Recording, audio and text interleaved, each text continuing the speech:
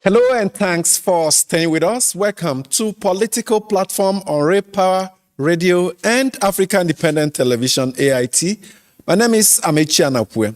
The abduction of school children and their teachers in Oyo State has taken a political dimension following calls by Oyo State Governor Seyi Makinde for an independent investigation into the circumstances surrounding the incident. The governor urged the United Nations and other international bodies to investigate what he described as the unanswered questions surrounding the abduction and the handling of the security situation, arguing that only an impartial inquiry would establish the facts and restore public confidence. The governor's position has drawn sharp reactions from many quarters, first from the government, the presidency, and then the National Assembly. The presidency criticized the call, describing it as unnecessary and an attempt to internationalize a domestic security matter that Nigeria's institutions are capable of addressing. On his own part, the Senate faulted the governor's remarks, insisting that national security issues should be resolved through established constitutional institutions, warning that such statements could undermine confidence in the country's security agencies. Now, has the conversation become more about politics than the victims? Was the governor justified in calling for an international investigation, or should confidence be placed in Nigeria's existing institutions? And what does this controversy reveal about relationships between the federal government and states in managing security challenges, with Oyo State school children kidnapped as a focal point? Now, to discuss these issues, we will be joined by an elder statesman and politician who had decades of successful military career. Chief Olabode George will join us virtually from Lagos State. We will also examine the arrest of the Director General of the Phantom Presidential Foreign Intervention Promotion Council, Adeniyi Adeyemi, by the police on Tuesday. Adeyemi had earlier raised alarm about his safety, citing what he called a calculated attempt to cover tracks. For instance, he raised concerns about the mysterious death of the man he allegedly said linked him up with the Chief of Staff to President Bola Tinubu, that's Femi Gbajabiamila. Talking of Dolapo Tanimola, we will offer perspectives on the developing situation. My colleagues are here with me, Ujueje, Shola Jaisimi, and Mustafa Mohammed. Let's start with the Promotion Presidential Council. The court yesterday issued a bench warrant for his arrest. He was promptly arrested by the police in faraway Osun State, so he has been holding up in his home state, Osun. Before now, he had gone public, including a public letter to the president insisting that the best that could happen is for the president to set up an independent panel of inquiry and not resort to ICPCs and other institutions. He also raised stress to his life. Would you? Yes, if you recall that last week when we discussed this issue, I also suggested that we have an independent investigation because I did not think that because of the persons involved, the high caliber government officials involved, that we may have a clean investigation going by the way the ICPC members are appointed, and the saying that he who pays the piper dictates the tune. I wasn't comfortable with that, and I was also concerned that Nigerians may not, because of the trust deficit in the system, because of the trust deficit in the country between Nigerians and our leaders, that Nigerians may not be satisfied with whatever outcome from that investigation, and also because past investigations have been left, have not, do not have, what do you call it now? They're not conclusive. We're inconclusive in most cases. They do not have closure. They do not have closure. And up to today, nobody has offered any reason, to Nigerians as to why those investigations have remained without closure. And we didn't want this one to go that way or to be swept under the carpet. So when he raised those issues, in a way, I saw reason with what he raised. That is not to say that he is exonerated, but the fact that there is the need for independent investigation. And then he cited the death of Tanimola, who was the third party in this deal, and the way the man was killed. The way the man died. Yes, the way the man died. Okay, I withdraw my word. The way the man died, and the fact that it is still mysterious today, and nothing has really come out of his death to say this was why, this is where, and how. So I think that it would be right for an independent panel to investigate this issue so that Nigerians can be confident and have trust in whatever comes out of it. As for his arrest, the police was so quick to pick him up as soon as the court gave the order, which means they knew where he was, and he thought maybe he was in hiding, and they knew, and they picked him up pronto. Well, let's hope that they treat him like somebody who has not been convicted until... Presumption of innocence. Yes, with presumption of innocence, yeah. Common law, we all know the presumption of innocence. Every person is presumed innocent until found guilty. Where the first court process has not been exhausted, where the government plans to arraign him through the security agencies, is no longer an issue of investigation. Calling for independent bodies to come and carry out investigations and call for, when he has his own lawyers, if eventually he gets convicted. I'm not preempting the court. Convicted or discharged, any of the two. Any of the charge. If he's charged, he goes as a free man, except if the government decide to appeal.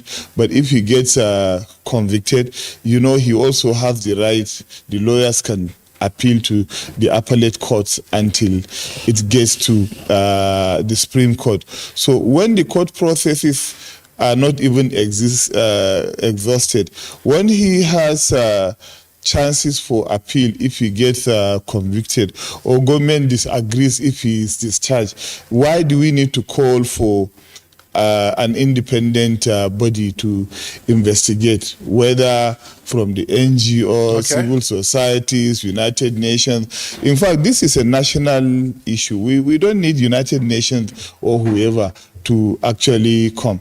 Then when we are talking about the level of trust, deficit of trust, I can't say that the deficit of trust reaches up to 20%. I can give you a typical example.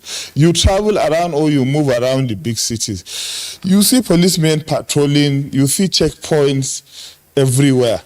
Imagine if you can travel or move around the cities for 3-4 days without seeing a single policeman, single soldier. With all this crisis we have, you don't see these people, these officers who left their families, comfortable homes, and sleep to come and do this work.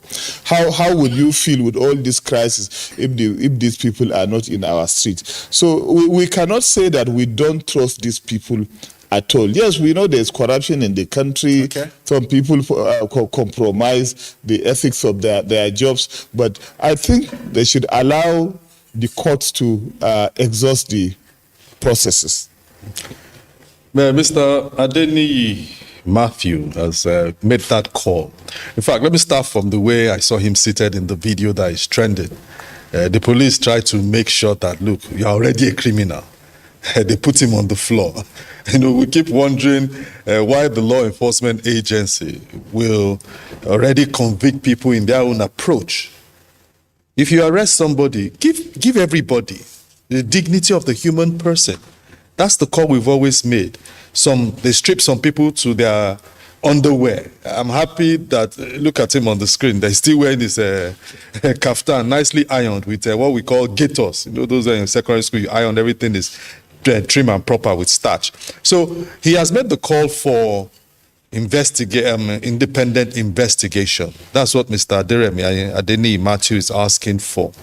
I believe that he needs to allow the Nigerian regular process, the police, the anti-corruption agencies, the EFCC or the ICPC, whichever, the ICPC is already on this matter, to investigate.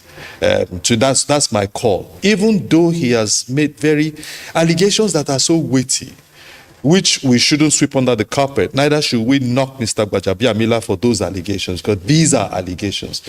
And interestingly, I just said I should just mention this, The other man who is said to be deceased, Tanimola, I want to say with all sense of responsibility that I met him a couple of times. And where would you be asking me?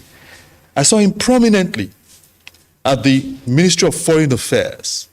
I am diplomatic editor. I go there for certain events. And I saw this burly, chubby fellow with beard, always around there. He has this ID card that has whatever is written on it. You can't see, but he has this coat of arms and all of that. Then he tucks the main one in his pocket.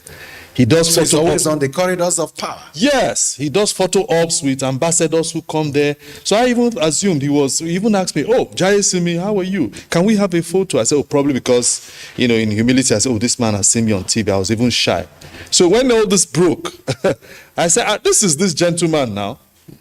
I never even knew his name. I just knew that he was someone who was, always all around, handshakes with all these ambassadors. So everything just seemingly clicked that, oh, this is seemingly, quote, the lynchman who gets to this venue where there are... Linksman, rather, who gets to this venue where there are top ambassadors, makes the contact, and now put the thread together. So the circumstances of his demise, that's what Aderemi is asking for. How can someone just die in a hotel? In fact, I was even looking for pictures we took together on my mobile phone to say, this is quite interesting. So that's what he has called for, an independent investigation.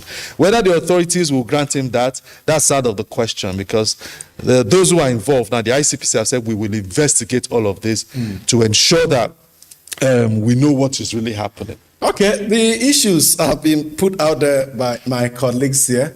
The man in question, Adem, is insisting on independent investigation. Recall President Bola Tinubu set up an independent investigation to investigate MFLA and the CBN, and perhaps that's the track. Adem is pointed and say, also do so with this one, because according to him, if you follow what he has been saying, all the institutions of government appear to have found him guilty. The statements from the presidency always paint him, he says, as a man, a con master and all that. So he believes that when they have reached this conclusion, it will be very unlikely that he'll get fair hearing. Now, talk about Nigeria's institution, and my mind gets to the US, where the FBI investigates sitting presidents. Clinton was thoroughly investigated by the FBI for inappropriate relationship or sexual misconduct with Monica Lewinsky. No, in fact, can it happen in Nigeria? A special prosecutor was appointed, Ken Starr. Yes. And the law of the US gives that, for that to happen. Even in President Trump's case, there was this push and pull for an independent, a special prosecutor, as it's called. The man was appointed. He did his investigation. Trump came into office. Everything scattered. So we need to evolve our institutions to stand alone without being influenced by anybody, to end up public trust. that it will not favor those in government. I think our institutions pay loyalty to those in office rather than to the state. And we must end that. You're talking of a system that has evolved over the years, over 200 years, and where institutions really work and are independent. So it will take us a while to get there. But let's hope we get there and get there very soon. Look at what the man was afraid of, or what some people are skeptical about. The police arrest him now, and they put him on the floor. You know, that also speaks volumes to what we're talking about. The police must treat him right until he when the process is concluded and he's either convicted or released. You cannot treat him as a criminal. Even a criminal, you can give him a seat. Okay, let's go to another issue that also involves trust of public institutions. Governor Seyi Makinde, after hosting the rescued Oyo pupil students and their teachers, he called for the UN and other international bodies to come in. By implication, he's telling everybody that he does not have confidence on the part of our government, the federal government and its security agencies, to explain to the fullest what happened. So another issue of trust deficit. Before we bring in our guest, Elder Statesman Chief Olabode George, who has already joined us virtually from Lagos, let's share excerpts of the statements of the governor of Oyo State and the reaction from the Senate that came on Tuesday. The circumstances surrounding this incident are sufficiently grave and unusual to warrant independent scrutiny beyond our domestic institutions. I therefore, with a full sense of responsibility as the Executive Governor of Oyo State, call on the appropriate international human rights and accountability mechanism, including those within the United Nations system, to closely examine the facts surrounding this abduction and the circumstances of its resolution. Such scrutiny is not intended to undermine our institutions. Rather, it is intended to reinforce public confidence that the truth will be established and that every person found to bear responsibility, regardless of office, influence, or affiliation, will be held accountable. Under the Constitution of the Federal Republic of Nigeria, the primary responsibility for national security rests with the federal government and the security agencies under its command. The Nigerian people, therefore, deserve a full and transparent account of what happened, who was responsible, whether there were institutional failures, negligence, or collusion at any level, and what measures must now be taken to ensure that no community is ever subjected to such an ordeal again. The governor of Oyo State calling on the United Nations to investigate the overall circumstances surrounding the kidnap and even the rescue. I thought that was the most unstatemanly.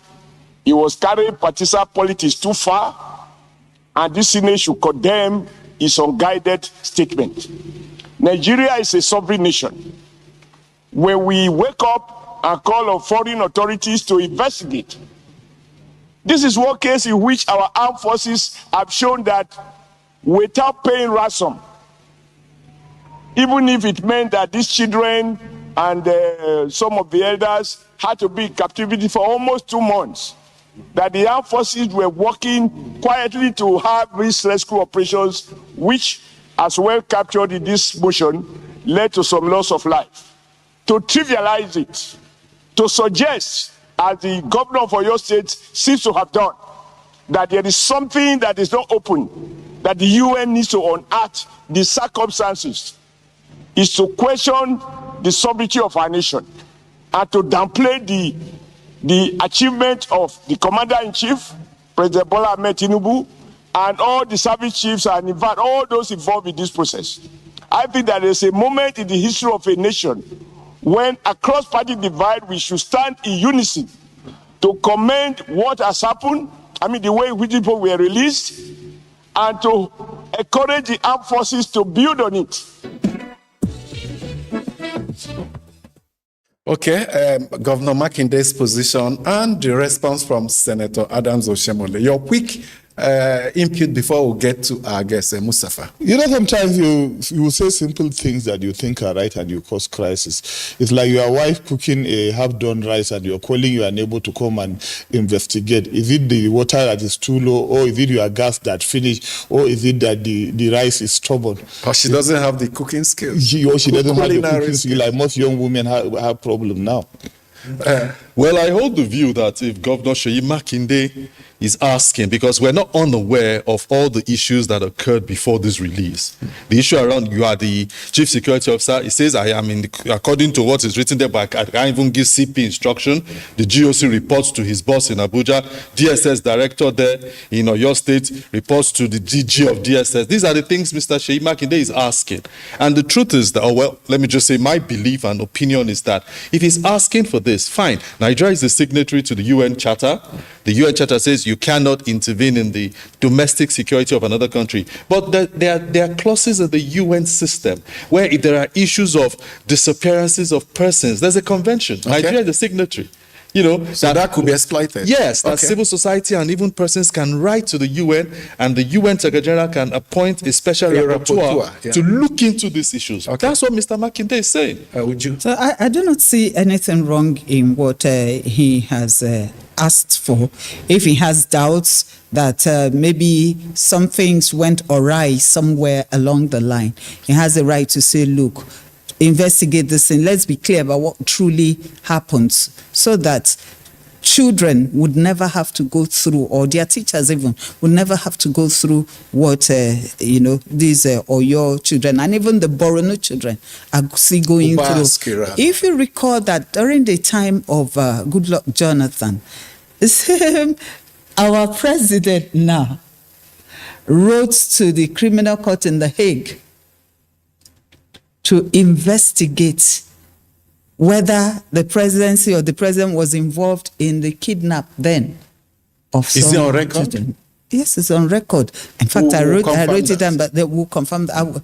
He also solicited the help of the criminal court in The Hague. There were those driving the Bring Back Our Guests that sought to also invite the international community. Some people were invited. US, the wife of the then president, Obama's president, inviting them to put pressure on the Nigerian government. So is what Seyi Makinde doing now also asking the international community to come in and investigate? Because a few weeks ago, after this incident took place, former governor of Ekiti State, Ayo Fayose, openly accused Governor Makinde of orchestrating that kidnap. So is Makinde trying to also throw back the allegation to the federal government? But let's bring in our guest for today, Chief Olabode George. Has so much experience in the military, in the Navy, elder statesman, former military administrator, and now a leading politician. Thank you so much for joining us. My pleasure. And I've been really very happy, to join in this conversation. I have been away for a while for medical purposes, and coming back and seeing the state of our country, and just the first discussion I listened very attentively, and the last one really broke my heart. Listening to what Oshiomhole is saying, how they had politicized this kidnapping. And the man was helpless in Oyo State, who, now he defined it, who is the chief security officer of Nigeria. But then you have all the other states. He is the chief security officer of his own state. He couldn't get any help. There was no way by which he could move the people or do A or B or C. And he had been trying to link up with the national to do something. So Fayose now came with it is nonsensical politics that had gotten into this. Children were abducted for over 2 months. Let Oshiomhole be kidnapped just for 2 days for him to see the impact on himself. For him, and I am so you're talking about involvement of politics. We are talking about the security of the lives and properties of Nigerians. Today it is Oyo, tomorrow it can be another, and it has happened. There was a time we had this thing in Borno, we had it in Benue, we had it everywhere. So it has become now a national sport. Chief, I want to find out from you whether a state governor is in the true sense actually the chief security officer of his state, because a state governor doesn't even command the police commissioner, talk less of the army command. Now, let me tell you something. We copied the American system of governance, in our constitution. And the state governor in America, one has his state police, all right? Yeah, they also have the National Guard that can only be deployed by the governor of that state. If the matter gets out of his hand, normally the FBI, which is the national police, is also stationed in that state. The moment the marshals are working, that's the state police, are working looking for ABCD, the FBI will join remotely. Eventually, if it is too much, they will deploy National Guard without their national president. And then later, if it gets out of hand, the national president will come in. We brought this issue into this country. You went to copy something, you didn't copy it well, and you are turning it into a senseless, terrible political issue, creating instability in the system. And we are heading to election year, and people are coming and talking and saying all kinds of... Look, I have been in the military. I saw what happened in 1962 in Oyo State, how we went to war, how the people who were not even involved in the war were killed. So now here we go again. You can only know the beginning of the mess. The statement from the Senate is disgraceful. For me, they have no empathy for those children. Look at the vice principal that was beheaded. Look at the innocent people that were killed. Is that the state of the nation? Is that what we can be proud of? Please, please, let us for once be sane. Let us for once be factual. Let us for once be humane. The first responsibility, like I said, for any government, whether local government, state government, national government, is the security protection for the lives and properties of the people who are living there. So, Oshiomhole, I am shocked. These are the qualities of people we are putting there, and then they say they are in power. We are beyond Oshiomhole. Do you think, Chief, having a state police can solve most of these problems we are witnessing now? I bet you we will not be in this mess. You know, when we started this country, they had community police. The community police will be the children of the area. So they will know themselves. They will know who lives in this house or that house. If they see you in the night, they say, where are you going? You are going to so. They know those people who are living there. It is the most sensible thing. Okay. And this issue of the state police was discussed when President Jonathan enabled a national constitutional conference. We recommended it. We should have had it when Buhari was there. When he got there, he took the report and sent it to the archives. Now, Bola is there. I told them, publicly, that yes, I was so happy the day he said he was going to create a state police. Number one, the internal security in each state. Look at the Western region. They had something they call Amotekun. The Amotekuns were there, but they were not empowered.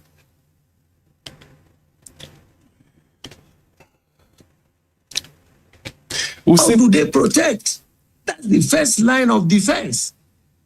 You don't just think that the national, how many of the people? Now look at the national police. How many are they? When they deploy them, they mix them all up. Some will go to areas where they don't speak their language, they don't know their norms and the culture and the deeds and the non-deeds for that area. They will never be able to understand how people move in that place. Now, secondly, if we start this police something, this state police, you are going to give employment to millions of these young Nigerians who are helpless now, who are looking for job, who will be so happy to at least be employed and feel that they are concerned. And it is the collectivity of that, the whole collectivity of it, that makes a nation to grow. Chief, no individual. Chief, let's consider the communications and relations between the federal government and Oyo State government, why this lasted. Now, not too long ago, we heard that the president did not reach out to the governor throughout this period. Apparently, the governor also did not reach out. When a presidential delegation came headed by the National Security Advisor and visited the community, there was no meeting with the state governor.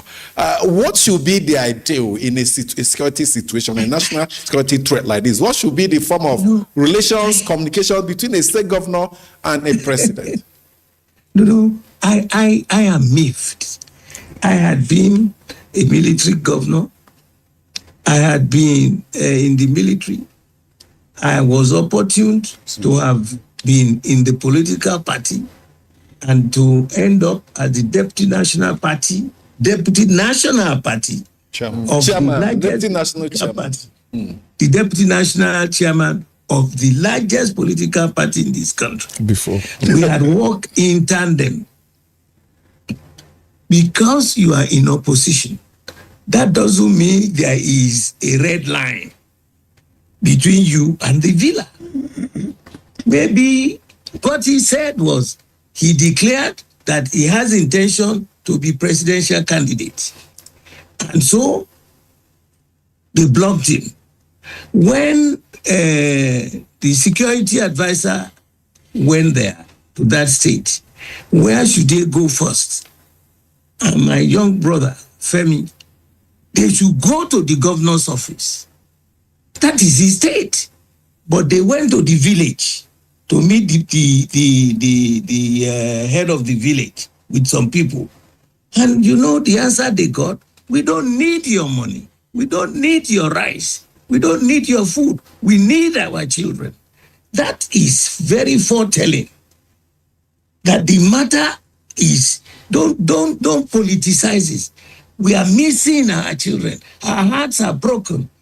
They should go to the governor's house or office. Let him say he will not see them. You know what I'm saying? The head, you should, once you are the head of an organization like this great country, Nigeria, you are the president of everybody. Whichever political party you belong, you are the number one. Well, one would think, because what we have seen, like I recall when the governor of Plateau State went to see the president, whenever there's a crisis, is the sitting governor that usually runs to Aso Rock presidential villa. One would have thought Sheyi Makinde would have done so. Seek an audience with the president, go and brief him. Though some people are saying there's also the president as the father of the nation to reach out. We should apply here. No, does it matter? It's your nation that is burning. Do you now sit until he conflagrates and engulfs the whole nation? If he doesn't know what to do, the president is older than him, and he knows the do's and don'ts. He had been a governor himself before for 8 years. If A doesn't go to B, the B will go to A. It's your nation, and it could spread. So today now we are talking about it. You see the politicization, and then Fayose came from nowhere to be insulting the sitting governor. It doesn't make sense. What is his business? What about the people in his state, in Ekiti, who were released recently? Look at the shenanigan. Chief George, politics. I want to ask this question. Yes. You've been in the governance, and then you Yes. witness democracy. Absolutely. How did we get to this moment that security has become a very big issue in the country for almost 2 decades now? And how do you think this can be solved with the level of poverty, ignorance, and violence all over? My brother, it's a very, very... First, let me thank you for this question. You know, governance, the moment you are declared that you are the winner, your party is put aside. You take the complete nation as your party. And every Nigerian must be made to be happy. You put smiles on the faces. There will be no discrimination. And there is also what you call, there are problems at the lower level of our people. So many children, some have graduated, some didn't complete their secondary school, some didn't, they're just roaming about and looking for job. We designed what we call skill acquisition program, opened to all Nigerians. And I remember that at that time, President Jonathan put the vice president in charge of the operation and gave billions of money for you. Once you enlist, either you want to be a tailor, a mechanic, a sewing mistress, an hairdresser, skills, you know, bricklayer, whatever. They went to this training school in Oshodi, in Lagos. From all over Nigeria, they came. And you are trained, depending on the number of weeks or something, at your graduation. Government will now fund you to buy you tools, which you will use when you get back to your own village. If you are tooled up, you have a training, either as a tailor, a carpenter, a mason, or even those who want to do micro industries and all that. They gave them a seed money to start off. Immediately, President Buhari came, he cancelled it, and then set up what he now calls... How do we end the insecurity now? How do we end the insecurity with arms proliferation and what happened? How do we end this problem? You know how you end it? Yes. This is what you are going to do. The kids that they are using have no jobs. They may have skills, they may not have skills. The insecurity thing that you are doing is a reaction. Because I cannot, as a general, see that these people will pass through our border and our border people will not know. It is within. The anger is within. I want to plead with Mr. President and his group. This is not the time for political nonsense. Let us sit down.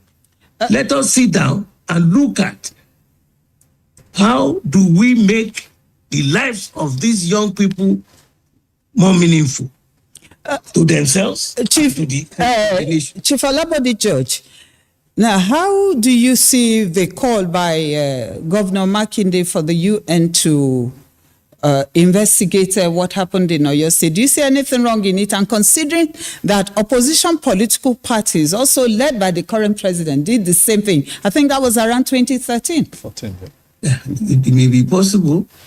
You know, what Sheyi did, to me, makes a lot of sense.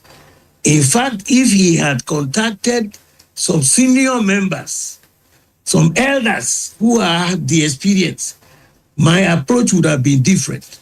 Not different in the terms of what he did was legal. He couldn't get help here. So he reached out. You know, the United Nations is not only for discussing politics. They have so many agencies for security, for life protection of life, human rights, this including the International Judicial Court. Yes, Yes, in the Hague, yeah. Yes, it's it is not just political thing they do. They handle a lot of things. If he was so confused and so angry, why not reach out to them? Let them find out. Yeah. Okay, Let's go ahead. Chief Olabode George, thank you once again, sir, for finding time to be with us.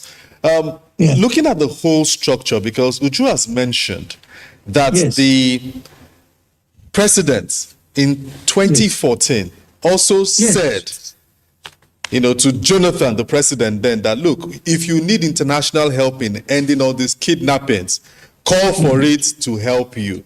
That was when President Tinubu was in opposition, leader of APC then. Looking at all of this, because the president of this country has said, I will not politicize it. His spokesperson, Mr. Bayo Ononuga, said the same thing. He said Mr. Makinde is entitled to seek for so and so and so, but I should remember that there are mechanisms in this country for investigation. You were a commodore, equivalent of a brigadier general in the Navy. Have our intelligence services, have they helped us or have they failed us? Though we have this good news about all of them who have come out, there are many still in captivity. Borno, Kaduna, Katsina, they are there. When you talk about my time, the president then was still a military general. So we have a system by which you report, you do due diligence, you strategize, you come to your tactical table for the operation. Now, and then after you have gone out for your operation and you come back, you go back to the same tactical table to do a post-mortem analysis. Where have you failed? Where would you have done a little bit more and all that? I don't know what they are doing presently. And my advice, I have said it before, because the president, we are no longer enemies.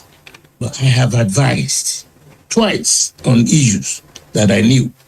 The time the wife said she wanted to set up a national library and people should contribute to her, I said, Madam President, I beg you, put that money straight back into the public. Let them use it for this skill acquisition program to enable the underprivileged children to have something. So with us in the military, we will sit down, do a post-mortem, find out. The second thing I told him was this national police is a must. And I'm happy they have done that. And I am eager for it to start within the next 2 weeks. Even before the election. Some people are saying it should start after the election. Look, can the present policemen, you know what has happened? I want to take the example of Lagos. I commend those officers and men. They leave their houses, they go. All their barracks have been taken over. the Oyinbo people who build barracks near their police stations is for quick reactions. Now you're giving them 2 million naira to get out of the barracks. They have sold the land in the barracks. Those people, the policemen, are now living in Ikorodu where they can get cheap houses.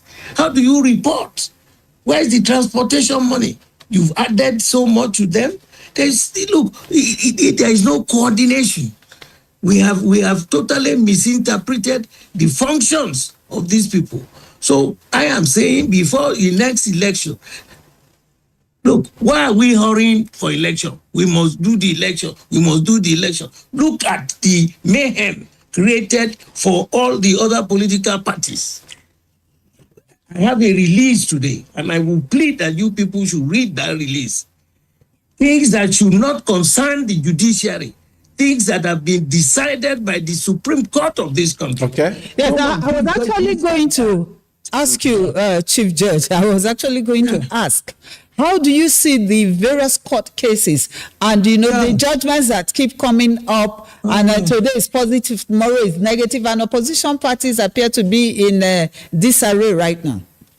Now, my dear sister, I said the highest court of the land, severally, I can't remember them offhand now, but please, this release is coming out today. There have been decisions in the Supreme Court. And I'm not a lawyer, I'm an engineer. Yeah. But I've lived it long enough. I have children who are lawyers. It's a judgment from the Supreme Court is what they call supra. It is, unless the Supreme Court reverses itself, you can't go against that. What is shocking to me is that you listen to some of these judges, the statements they make, you analyze. Even me as a layman, they we are not educated. They are the educated people, lawyers. The learned ones, we are educated. The learned, we didn't learn at all. So they go, they carry all the mess, and they reverse a supra. What are you doing? And Amukoko, whatever his name, the man in the INEC, a professor of law, and an SAN, is also misleading this country. For what? Whatever it is in life, it is the end that justifies the means. If you don't do well and you end badly, it will go from your generations to generations. I'm over 80 now. I look back in things that I have done. I have been high there on the mountain. I have also been in the valley, in prison of the bottom of the valley, and I didn't do anything. But they just wanted to demean and containerize me. But the Almighty God was there. That's why I have sworn, as long as I live, no matter whose us is God, I will tell the truth to power. If you do well, I will tell you, no matter your political leanings. One, for us to be safe, allow all political parties as they are to run their affairs, compete. If you win, we clap for you. If you don't win, you come back some another time. But for you to be generating, look at the mayhem. Mayhem supported by some judicial officers. Where is the NJC? Where is the NJC? Very good points to land on, Chief. We understand your resolve, and we commend it that you continue to work for good governance, welfare, and security of Nigeria. I have to thank you so much. You're still doing that in your 80s. I hope younger people will join in this crusade. Chief Olabode George, thank you so much for joining us today. Always my pleasure. Thank you very much. Thank you, gentlemen and lady. Thank you. Yeah, thank you so much. And let's share this report from Premium Times, May 11, 2014. It's titled, Tinubu Warns Against Politicizing Abduction of Chibok School Girls. It reads that a leader of the APC then has warned against politicizing the abduction of the Chibok school girls. He declared support for President Goodluck Jonathan's approval for the international community to help in rescuing the girls from Boko Haram set. The former governor called for unity to secure freedom for the girls. And let's take this quote that Tinubu made. I will not make political comment today. I will address that issue more comprehensively. It is our nation. We have to talk truth to the power sometimes. We must first of all put the lives of our people as a priority. So we also have this one. No. I didn't Is he on one breath? I didn't say he was against the government or whatever. Now, you also have this, and it is even on Google. Yes. Nigerian opposition parties and rights groups have previously submitted petitions to the International Criminal Court to investigate election-related violence and state actions. Okay. So and that's the one I was quoting, not the one you quoted. Two sides of a coin. Yes. That enriches the discussion. I think it's time for us to have a few minutes to hear from our listeners and viewers as we go into our feedback segment, Citizens' Perspective. Okay, we have this one from Emmanuel Nkama from Gowon Estate, Alimosho, Lagos. And it says, please, I crave your indulgence to observe that the Phantom DG, Prince Adeyemi, arrested in Osun State and detained, while Femi Gbajabiamila is listed as a witness instead of one of the suspects in the fake agency saga, sounds disgusting, hypocritical, as it's political. In fact, Nigeria is now like a theater where movies unfold every now and then. It's unimaginable how an agency that's situated in the Federal Secretariat at Abuja and having multiple CBN accounts opened by the DG is tagged fake agency. On the other hand, let the court and the judiciary, as claimed to be the last hope of citizens, do justice in this case and not pervert justice as Nigerians are watching. Which way is Nigeria headed? Ugochukwu Anusiomu from Lagos says, the statement by Seyi Makinde that he declared for presidency by 4 p.m. and by 9 a.m. the next day, school children were abducted, is the most unfortunate in the history of Nigeria. Such a coordinated kidnapping cannot be carried out in 3 months, talk less of 6 hours. He's not even a rival compared to the big three. Is he insinuating that the president orchestrated it? He made a broadcast calling on UN to investigate. He was given 30 billion naira by the federal government when the Oyo fire incident happened. He never mentioned it until Fayose called him out. The House of Assembly never investigated how the unbudgeted money was spent. Our politicians should be mindful of crossing the red line. Playing and toying with the lives of children and a kidnap that took the lives of soldiers, officers, parents, and children is terrible. Humanity first, before politics. Emeka Mba has this one. He has written in from Abuja. We have been seeing all manners of shenanigans, manipulations, and intrigues to make sure credible opposition is not on the ballot, especially ridiculous court orders mandating INEC to deregister political parties in a manner that signals a one-party state agenda. And now the new and most dangerous twist is the most talked about opposition presidential candidate, His Excellency Peter Obi of the embattled National Democratic Congress, the NDC, crying out that the government of the day has taken politics to another level by allegedly frustrating every single thing he does for a living. He went further to express fear that at the rate his persecution and desperation to stop him from being on the ballot, he might not be alive to contest the 2027 election. Please let us not dismiss this as rabble-rousing, as we have seen the desperation to secure power in 2027 like never before seen in the history of our nascent democracy. As of now, just less than 6 months to 2027 general elections, there's no viable opposition, as all of them are battling for survival in various courts. As the courts are trying to outdo each other with orders and counter-orders, some outrightly ridiculous just to destabilize the opposition. Nobody is certain about who will be on the ballot in 2027 except the ruling APC. I make bold to submit that one-party state portends danger and shouldn't be allowed to succeed.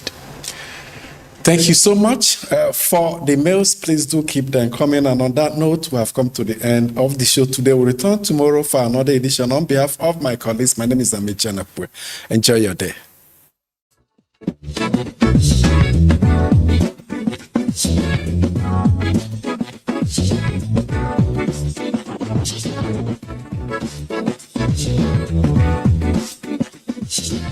you.